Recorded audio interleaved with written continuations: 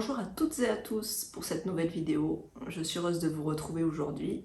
Nous allons parler de ma course à Alcaraz. Mais avant toute chose, et tu sais ce que je vais te demander, n'hésite pas à t'abonner et à liker aussi la vidéo, comme ça tu n'oublieras pas.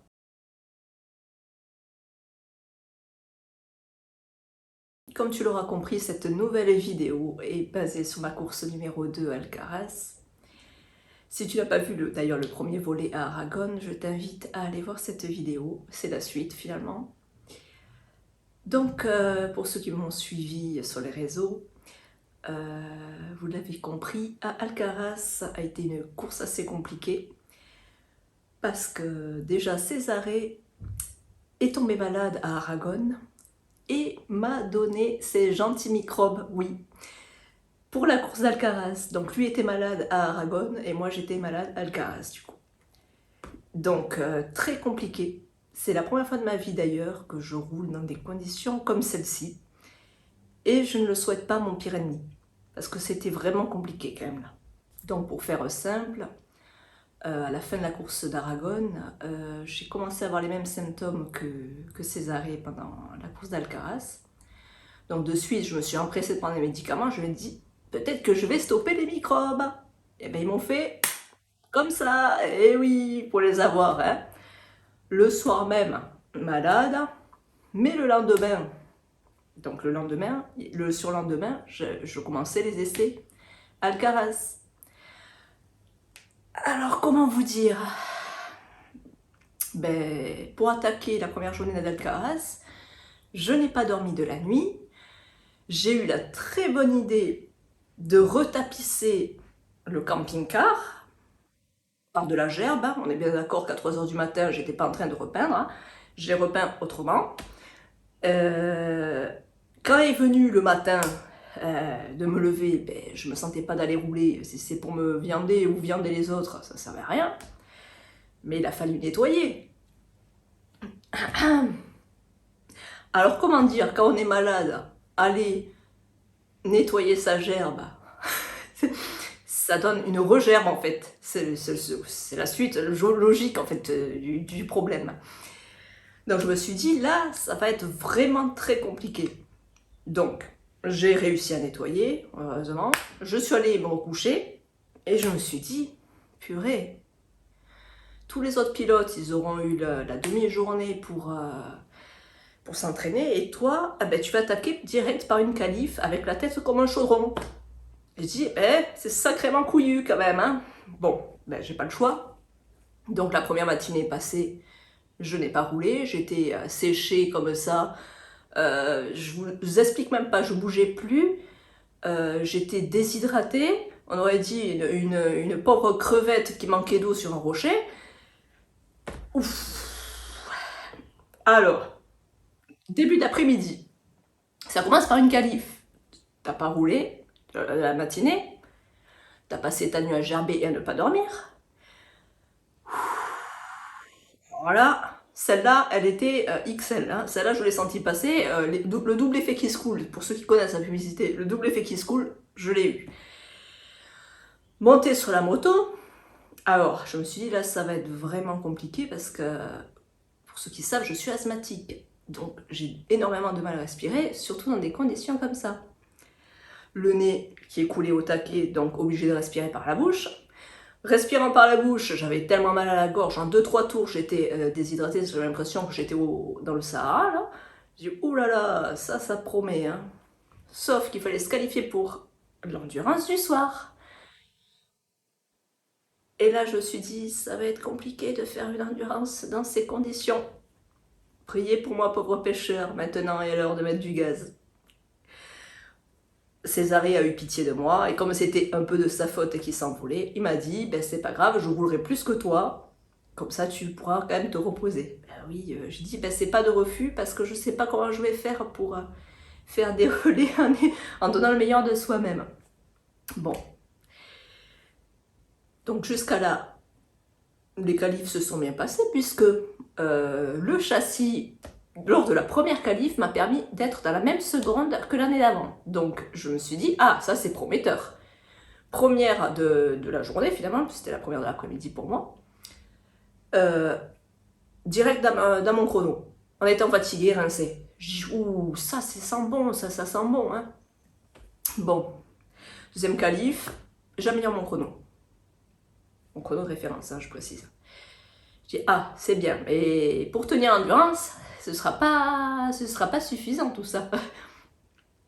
Donc du coup, ces arrêts pendant l'endurance m'a vraiment dégradé du travail, hein. Donc moi, je partirai que pour le dernier relais. Et nous finirons premier de l'endurance à 1 seconde 1 du deuxième équipage. Oui, il aurait peut-être pas fallu traîner trop longtemps parce que je pense qu'on aurait fini second.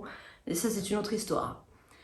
D'ailleurs, je remercie énormément Christian qui a fait le changement de transpondeur. Comme je l'ai dit, c'est grâce à lui, à mon avis, la seconde et demie qu'on a gagné. Elle était là en fait. Par contre, je tiens à faire une mention spéciale à une personne. Et si vous avez regardé la vidéo d'Aragon, vous savez de qui je vais parler. Quand on est malade, bon, ça c'est de manière générale, l'être humain a peur. On est d'accord, il se cague dessus comme il faut, hein. Il y a une seule personne qui s'approchait de moi, qui me prenait dans les bras et qui savait très bien que j'étais malade. Et vous le savez qui c'est. Oui, je vous entends le dire, le mot Stéphie. Oui, je vous l'entends le dire. La seule pilote qui est comme ça, le rayon de soleil que je parlais à Aragon. Je dis, ah non mais je suis malade, machin. Elle m'a apporté la chaise pour que je m'assoie. Elle m'a apporté des médicaments, elle m'a apporté à boire. Non, tu bouges pas, tant que tu roules pas, tu bouges pas, tu restes là. Une seule personne s'est approchée de moi, qui n'avait pas peur de mes microbes, je le remercie, c'est Stéphie. Et oui, histoire de changer. Quand on est soleil, on le reste jusqu'à la fin de sa vie, hein, on est d'accord. Donc, ma copine Stéphie, celle-là, elle est pour toi, parce que tu es incroyable. Tu n'existerais pas, il faudrait t'inventer. Donc, deuxième jour, on attaque, donc il y a encore des qualifs pour la première demi-journée. Je me sens mieux et je continue à améliorer, mais physiquement, quand je descendais de la moto, j'avais l'impression que j'allais me péter la gueule. Les jambes ne me portaient plus au bout d'un moment. Entre l'adrénaline, tout l'énervement, l'excitation, tout ce que vous voulez, surtout quand tu vas en qualif, tu te dis purée, il faut que je fasse quelque chose de propre et bien. Descendre la moto, j'étais pouf, hein, KO. Par contre, je précise encore que j'aurais pas roulé si je me sentais pas, ou si je sentais que j'allais me mettre en danger, ou que j'allais mettre en danger les autres. Je sentais que j'y arrivais, mais il fallait pas me demander de rouler 20 minutes de plus, parce que... Mais c'est surtout, en fait, le pire, c'était d'arriver à respirer. Déjà parce que le nez était bouché et qu'il coulait. Alors là, celle-là aussi, je vous laisse pas imaginer qu'il fallait bien se moucher au bout d'un moment. Et que quand t'es dans le casque comme ça... Alors je les faisais rire, je dis ah, moi c'est un peu comme ça, tu vois la mort comme ça en roulant, non, non je rigole, j'exagère un peu, mais c'était ça quoi. Sauf qu'il fallait respirer par la bouche, et par la bouche, avec mes bronches qui devaient faire une tête d'épingle comme ça, parce que vu que je suis asthmatique, c'est bien rétréci, plus la déshydratation, j'arrivais, j'ai l'impression que ça faisait 100 ans que j'étais en train de rouler. Ça faisait 3 tours. Non, je rigole, à 3 tours. En général, en 3 tours, je sentais déjà la gorge qui était complètement séchée. J'ai dit, purée, c'est pas possible. Pas que ça dure éternellement, ça. Hein. Donc du coup, il y avait des courses, la deuxième demi-journée, certaines courses. Donc il y avait la Ladies et la Mixte qui sont ensemble avec la Street. Et j'avais la pole dans celle-là. Oui, j'avais la pole. Je me suis dit, purée, là, il va falloir... En fait, j'ai horreur d'avoir la pole, parce que je me dis que tous, ils sont à mon cul, tu vois. Ils sont tous déjà, limite avec un couteau, et essayer de te choper le cul. Et ça, j'ai horreur de ça, moi, ça me stresse. Je préfère être derrière, en fait, que devant. Alors que, pour les qualifications, je préfère avoir personne devant. Moi, je suis plutôt l'inverse, tu vois. Je suis un inversé, hein, dans les deux. Mes chronos, je les fais toujours seul. J'aime être seule, j'aime m'instruire de ceux qui sont plus rapides que moi. Par contre, si je dois faire un chrono, je le ferai toujours toute seule. Je veux personne devant et je suis plus efficace en qualification quand il n'y a personne devant.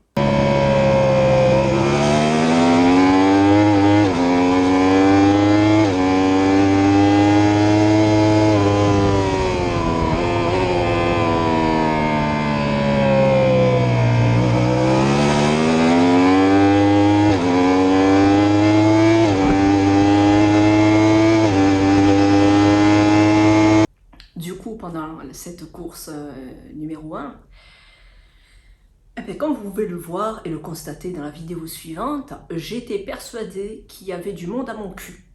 Alors, ce qui a donné que je mettais encore plus de gaz, parce que je me dis, purée, le bruit du moteur, il est vraiment derrière moi quand même. Hein. Là, il va bientôt m'attaquer au prochain virage. J'étais toute seule. Oui, parce que moi, je pense que je suis la Jeanne d'Arc de la moto. Des fois, j'entends des voix, enfin des bruits de moteur, c'est un peu pareil. Vous allez voir sur la vidéo suivante à quel point il y avait beaucoup de monde derrière moi pendant la course.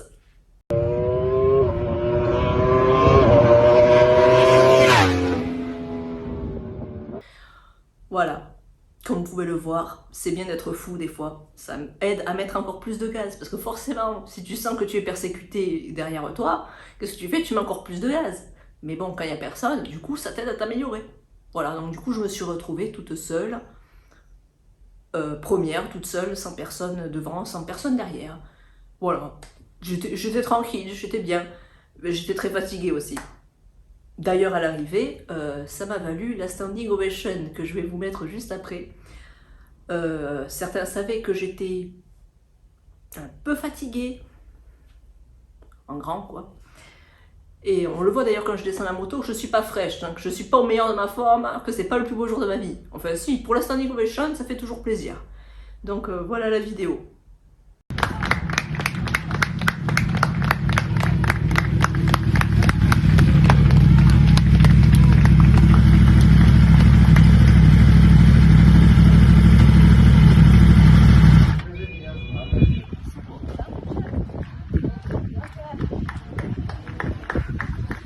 Voilà, donc du coup, ça fait plaisir, ce genre d'attention des autres pilotes. Oui, parce qu'ils savaient que je me donnais à fond. Hein. Donc voilà, c'est une belle vidéo. Merci encore d'ailleurs à Camille et à son papa d'avoir fait des vidéos et des photos lors de cet événement. Ça me fait plaisir. Du contenu en plus. Donc vous pouvez le remercier à eux aussi de m'avoir permis de rajouter ça à mon contenu. Donc sur cette première course, donc j'ai fini quand même première, sans respirer, en apnée tout le long. C'était très long, très compliqué, voilà. Mais par contre, cette journée m'a beaucoup apporté puisque j'ai retrouvé Camille, donc vous la connaissez peut-être, il me semble que j'en ai déjà parlé en story. C'est une petite pilote qui a un énorme potentiel. D'ailleurs, je vais vous mettre la photo où on était toutes les deux là. Avec son papa, c'était vraiment sympa de l'avoir en vrai, parce que c'est bien de suivre les gens finalement sur les réseaux, mais quand on les voit en vrai, c'est encore mieux, on est bien d'accord. Donc moi, ça m'a fait vraiment plaisir de les voir tous les deux, et j'espère à l'occasion les revoir à nouveau, parce qu'ils sont vraiment cool. Du coup, avec les qualifications que j'ai fait, j'ai quand même eu la pole sur une autre course, la Master. J'étais la seule féminine qualifiée d'ailleurs sur cette course-là. Au début, je voulais pas la faire, j'étais pas sûre, mais René de l'organisation a dit allez, t'y vas, t'as la pole en plus. Bon, allez, j'y vais. Certains pilotes me sachant malade, ils savaient déjà que j'aurais des difficultés à tenir le coup. Et franchement, j'ai eu des difficultés. J'ai fini quand même deuxième. Celui qui était derrière moi était plus fort. Et voilà, donc je me suis défendue quand même, hein. Je voulais pas lâcher. Hein. Même malade, moi je lâche pas. Tant qu'il reste un peu d'énergie, je pompe jusqu'au bout. Je dis allez, il en reste encore, il reste du jus. Non. Mais là, franchement, oui, il a été plus fort et j'étais un peu trop fatiguée pour essayer de faire plus et me mettre en danger. C'était pas le but, donc je finis quand même deuxième malgré tout. Elle est très contente puisque finalement mon meilleur chrono et mon nouveau chrono de référence, je l'ai eu à cette course-là sur la Master. Et je précise donc du coup que par rapport à l'année d'avant, j'ai gagné presque 8 secondes. 7 secondes 5 sans rien faire en étant malade. Je pense que le châssis y est pour quelque chose. Là, ouais, le problème c'est que maintenant les secondes, ça va plus trop se gagner. C'est un petit peu... il n'y a plus rien à gagner. Ou alors il faut la MotoGP, mais c'est pas mon cas. Alors du coup... Là, ça va être des petits chouilles de demi-seconde que ça va être chaud à choper, mais ça me laisse un peu de travail pour l'an prochain. Moi, j'aime bien les challenges comme ça, j'adore ça. Du coup, cette course a été suivie par une autre course. Ça m'a laissé, je sais plus, 30-40 minutes pour me reposer entre deux courses. Et du coup, il y avait une autre course. Donc là, c'est ma préférée, c'est celle que je vise en général. Donc c'est la 750, la plus de 750. Là aussi, j'étais la seule féminine qualifiée. Sur cette course, je réussis quand même à être dans le top 10. C'était mieux que rien, vu les conditions physiques qui n'étaient pas exceptionnelles. J'étais bien contente malgré tout. Là, j'ai pas amélioré parce que la course d'avant m'avait quand même assez rincé, faut dire. Mais j'étais à une demi-seconde du chrono d'avant, je crois, quelque chose comme ça. Comme vous pouvez le voir, ça a été quand même assez productif malgré tout, en étant malade. Donc j'ai première place, deuxième place, donc c'était bien. C'était instructif, on va dire. C'est bien de se pousser encore un peu plus loin de ce qu'on peut faire, parce que bon, quand on est voilà, que tout va bien, que la santé est bonne, ça va, on s'en rend pas bien compte, mais quand la santé va pas, c'est là qu'on se dit, voyons, où on peut aller un peu plus, un peu plus, un peu plus. Après, je me dis que si je roule vite en étant très malade, qu'est-ce que ça va être quand je serai au top de la forme? Donc il me tente de retourner l'an prochain sur ce circuit pour voir ce que ça peut donner. Parce que vu tout le jus que j'ai tiré au tacasse, j'ai envie de te dire, là, l'an prochain, je dégomme tout le monde. Là c'est bon, là. Je serai énervée comme jamais. C'était un bon week-end, fatigant. D'ailleurs, j'avais peur pour la course suivante. Je me suis dit, alors c'est bien beau d'avoir donné le meilleur de soi-même, mais est-ce qu'il reste du jus pour la course d'après? Parce que quand on fait 9 jours de course quasiment consécutifs, au bout d'un moment, si t'es malade entre deux, c'est un peu compliqué. Mais ça a tenu, oui. Après, il faut dire que j'ai été soignée par Dr Stéphie, qui m'a pas lâché, qui a apporté bouteille d'eau pour pas que je me déshydrate. Donc voilà, je pouvais faire la course suivante en toute sécurité, j'étais bien entourée.